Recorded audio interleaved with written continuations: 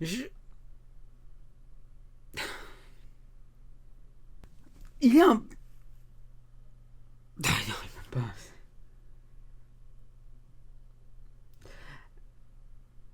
Ah je sais pas par où commencer. Je n'ai pas envie de dire qu'il était mauvais. Parce que, malgré sa qualité, il y a quand même de belles choses proposées. Quand je repense à certaines scènes, ouais, tout n'est pas à rejeter. Mais bon, je ne cache pas quand même que ça reste une déception, pas complète, et certainement pas à cause de son aspect comédie musicale, malgré une sorte de fatigue à la fin à écouter toutes les chansons. Mais mis à part ça, je trouvais que les chansons avaient une place assez sympathique proposée dans le film. Donc non, ce n'est pas forcément à cause du genre du film. En revanche, c'est clairement son scénario, qui est vraiment faible pour le coup. Le film lui-même peut se conclure en 10-15 minutes, maximum. Et je suis resté un peu dans le flou à propos de la fin. Et surtout, le truc qui m'a le plus dérangé, et c'est un vrai problème, eh bien c'est le personnage du Joker. Voilà. Dans tous les cas, salut à tous les chasseurs, c'est Trailer, et aujourd'hui, laissez-moi vous donner mon avis par rapport au dernier film de Todd Phillips, le réalisateur de Very Bad Trip, et du cultissime désormais, Joker. Joker, et voilà, la folie à deux.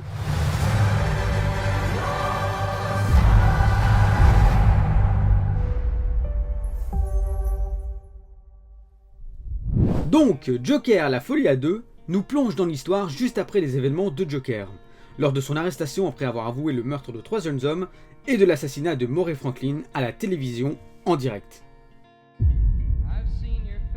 Alors que son procès va bientôt commencer, il va faire la rencontre de Harley Quinn avec laquelle il va tomber follement amoureux, tout comme elle, que l'on pourrait conclure donc par une folie à deux. Voilà, je suis content, j'ai réussi à placer le titre dans le résumé, c'est génial. Je suis content. Voilà. Voilà.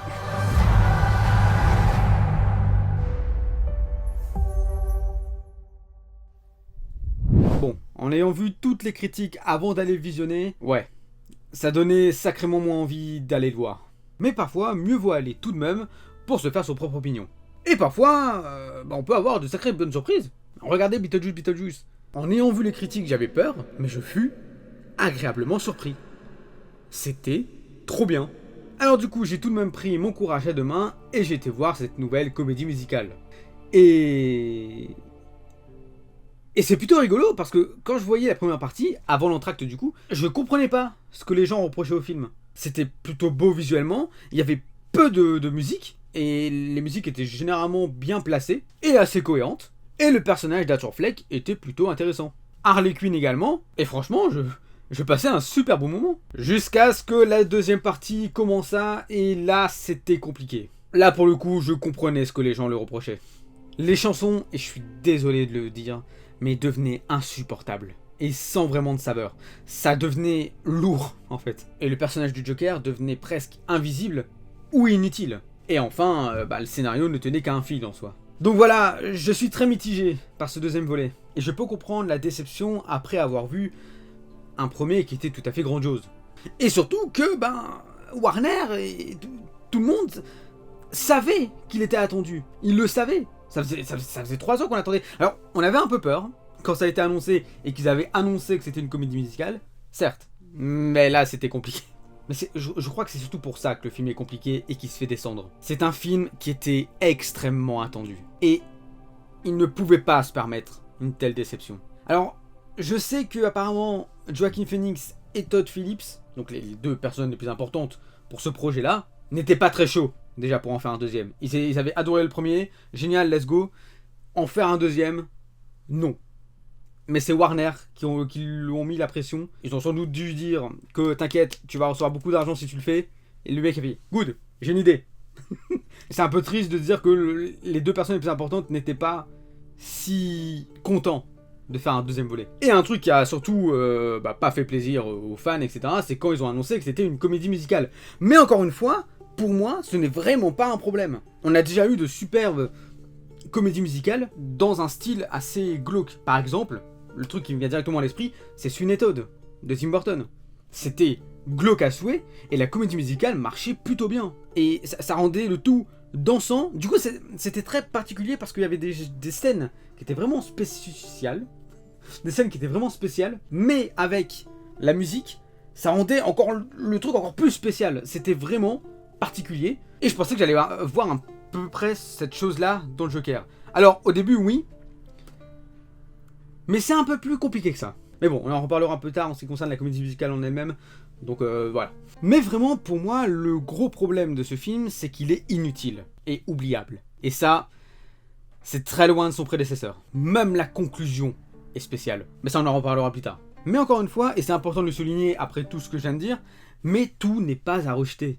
Le début, par exemple, l'introduction, j'ai trouvé génial. C'était un bel hommage et une belle façon de résumer ce qui s'est passé à la fin du premier. Je vais rien dire, mais franchement, j'avais passé un agréable moment. Dès le début, t'es dedans, tu dis waouh, c'est super bien fait. Donc non, franchement, cette partie-là, j'avais vraiment passé un bon moment et je me suis dit, ok, on rentre dans un délire, let's go. Ensuite, il y a quelques passages durant le procès que j'ai plutôt bien aimé. Surtout une, et ceux qui l'ont vu, je pense que vous savez de quelle scène je parle. Mais si je vous mets ça... Ouais, je pense que vous l'avez, hein. Franchement, c'était une putain de belle scène pour le coup. Et puis en soi, bon, mis à part, apparemment, il y en a beaucoup qui reprochent le fait que Joaquin Phoenix chantait faux. En vrai, j'ai pas vraiment ressenti... Ça va quoi, c'est... Ça va. Mais sinon, la prestation de Joaquin Phoenix reste impeccable. Vraiment, la différence entre le personnage d'Arthur Fleck et du Joker, elle est splendide. C'est fascinant, c'est bravo. C'est stupéfiant. Malgré une scène sacrément cringe, on va pas se mentir. Surtout en ce qui concerne le personnage du Joker. Mais voilà, en fait, ce qui est triste à dire, c'est que on voit pas beaucoup le Joker à l'écran. Et du peu qu'on le voit, c'est gênant. Le Joker est gênant. Tandis que dans le premier, il était plus malsain, il était plus malicieux. Ici, il est vraiment gênant pour le coup. Et au niveau de l'image, c'était très beau. Les côtés vraiment ternes et glauques des moments en prison, durant le procès, etc. Et de l'autre, vraiment des parties colorées lors des moments de chant, rendaient le tout vraiment sympa. Franchement, très beau. Pour le coup, il n'y a rien à dire.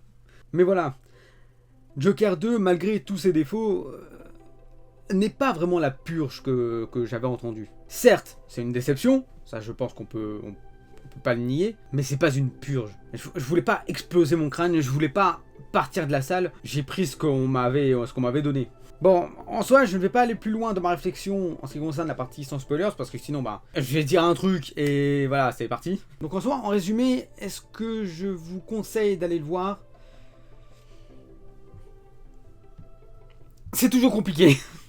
Je dirais non, pour la simple et bonne raison que si vous allez le voir ou que vous n'y allez pas, ça va rien changer. Le premier est déjà tellement génial que de regarder le second, déjà il sert à rien. Voilà, il est inutile. Essayez de garder un meilleur souvenir du personnage du Joker. De toute façon, c'est pas difficile parce qu'en soi, le deuxième, on le voit pas. Et encore une fois, le film peut se résumer en 10 minutes, donc, voilà. Par contre, je dirais que oui, parce que la mise en scène est très bonne. En termes de mise en scène, vous allez plutôt bien apprécier, je pense. Mais c'est toujours difficile de conseiller un film avec un avis mitigé. Parce que oui, il n'est pas bon, mais il n'est pas extrêmement mauvais non plus. Il y a un entre-deux. Vous voyez ? Mais si je devais résumer ce que je pense réellement du film, ce serait tout ça pour ça. Enfin voilà, sans spoiler, c'était mon avis par rapport au second volet. On va maintenant, si vous voulez bien, passer à la partie avec spoilers. Donc si vous ne comptez pas le voir ou que vous l'avez déjà vu, eh bien vous êtes le bienvenu. Cependant, si vous ne l'avez pas vu mais que vous comptez quand même le voir, alors je vous demanderai de circuler, car maintenant nous allons passer dans le monde machiavélique des spoilers.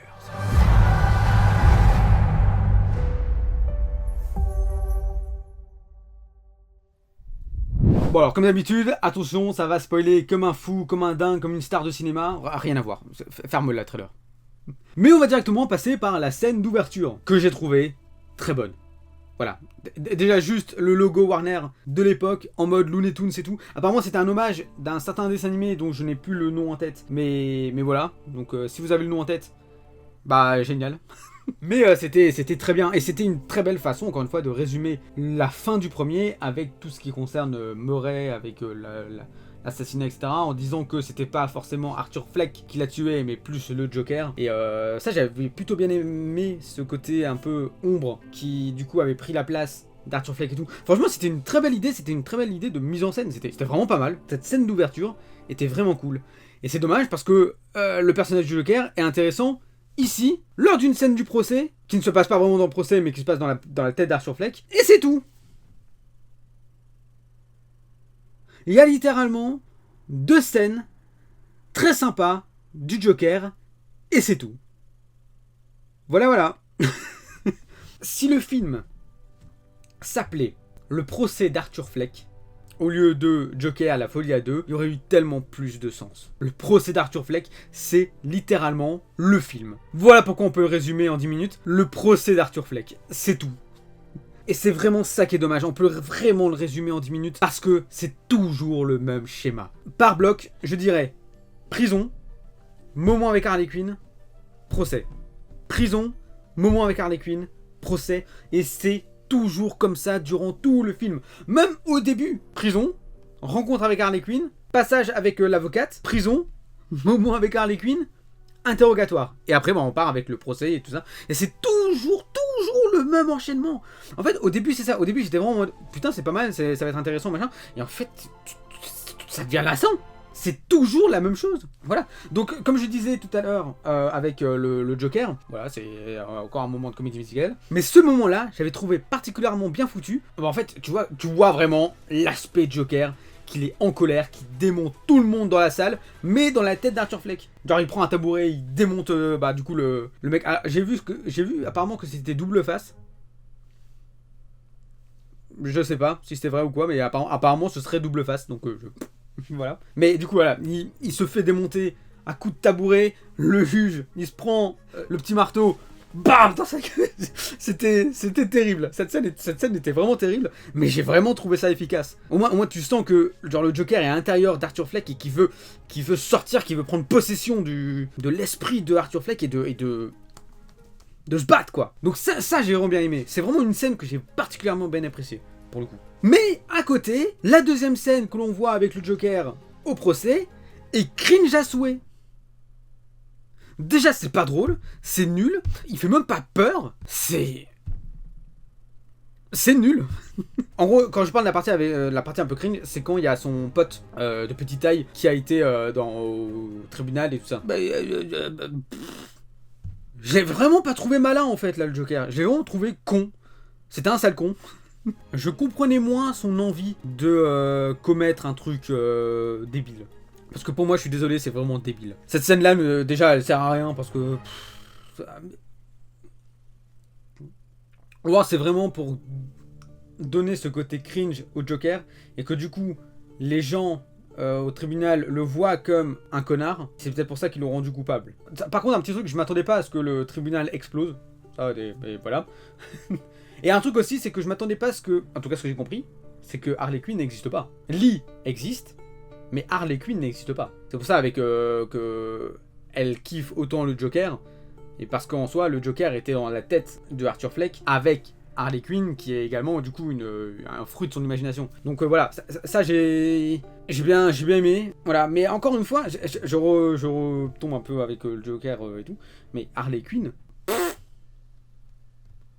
Je suis désolé, je l'ai pas trouvée attachante. En fait, c'est superficiel. On la voit dans le film, on la voit souvent. Mais elle est superficielle. La folie à deux, elle est où la folie là à deux? Voilà, je trouve que Harley Quinn n'est vraiment pas développée. Et que, littéralement, la folie à deux se passe littéralement seule. Arthur Fleck est seul pour le coup.